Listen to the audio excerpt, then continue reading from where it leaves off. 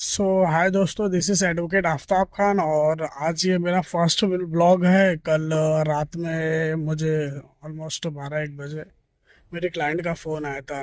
दरअसल ईद थी तो हम लोग मैं और मेरे दोस्त लोग कहीं घूमने के लिए गए थे, तो कॉल रिसीव नहीं किया। फिर मैंने रात में आया 5-6 बजे कॉल किया तो मेरे क्लाइंट ने बोला कि उनके बाजू वाले से कुछ बातचीत में ना लड़ाई हो गई, जिसमें से मेरे क्लाइंट की भाभी को ना 7-8 लोग मिलके मारे, जिसमें से एक लेडीज ने रॉड से मारा। तो उनके शायद इसमें माथे पे स्ट्रेचर्स हो गए। स्ट्रेचर्स 4 या 5 आए हैं, ऐसा मेडिकल में दिखाई दे रहा है। तो मैंने एमएलसी रिपोर्ट पढ़ी, फिर मैंने ऑफिसर से बात किया। एफआईआर मैंने पढ़ा तो एफआईआर में कुछ और था, और मेरी जो क्लाइंट ने स्टेटमेंट दिए थे वो कुछ और था। मीन्स ऐसा लगा ना कि स्टेटमेंट चेंज हुआ है। खैर कोई बात नहीं है। मैंने सेक्शन पढ़ा। सेक्शन में ओल्ड आईपीसी 324 और नॉर्मल बीएनएस में 118 सब सेक्शन 1 है।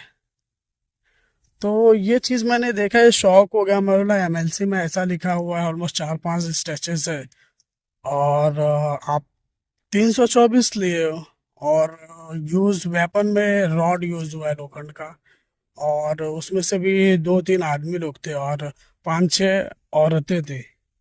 तो मेरे कहने का मतलब ये है कि क्या सेक्शन 324 आईपीसी या बीएनएस 118 के अलावा भी तो सेक्शन लग सकते थे ना, क्योंकि ऑलमोस्ट ऐसे बहुत सारे केसेस मैंने देखे हैं जिसमें 5-6 लोग या ग्रुप्स मारते हैं ना।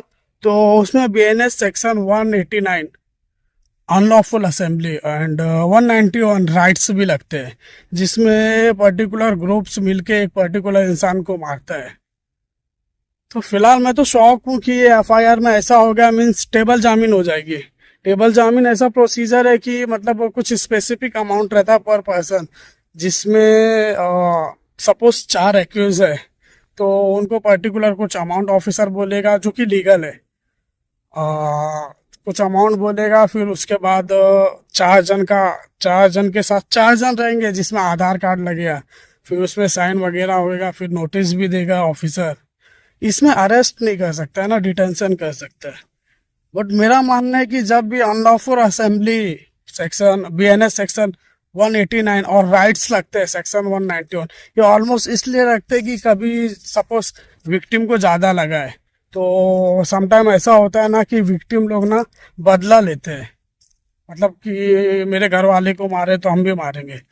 तो इसको प्रिवेंट करने के लिए ना ऑफिसर लोग अनलॉफुल असेंबली करते हैं, वो सेक्शंस लगाते हैं, राइट्स का सेक्शन लगाते हैं, जिससे ना टेबल जामीन नहीं होती है। फिर अपने को लोकल मतलब मैजिस्ट्रेट से ऑर्डर लेना पड़ता है। सेम प्रोसीजर हो जाता है कि मतलब वो ऑर्डर लो, फिर पीसी होगी, जेसी होगी, फिर उसके बाद बेल एप्लीकेशन फाइल किया जाता है। फिर बेल एप्लीकेशन के ऑलमोस्ट 1 हफ्ता लगता है। विक्टिम मतलब आयो से आता है, पीपी से आता है, फिर एडवोकेट आर्गुमेंट करता है। इतना सारा प्रोसीजर होता है, फिर सामने वाले को बेल मिलती है। बट ये केस में ना तुरंत टेबल जामीन देना ना, ऐसा लगता है कि सपोज इन केस टेबल जामीन दे दिए ना, तो प्रॉब्लम ये है कि सामने वाली पार्टी ना गुस्सा होकर फिर ये लफड़ा बढ़ जाता है। खैर कोई नहीं, ठीक है। मैं ऑफिसर से तो मैंने बात किया हूँ, तो उसमें विक्टिम का रिटर्न स्टेटमेंट कुछ और था और ऑफिसर ने जो एफआईआर में डाला है वो स्टेटमेंट अलग है। खैर कोई नहीं, मैं जाके अभी सीनियर से मिलता हूँ, बात करता हूँ और डिस्कस करता हूँ क्यों ऐसा हुआ है। बाकी का नेक्स्ट वीडियो में मैं आपको ये सारी इन्फॉर्मेशन मैं देता हूँ। Okay, bye, thank you.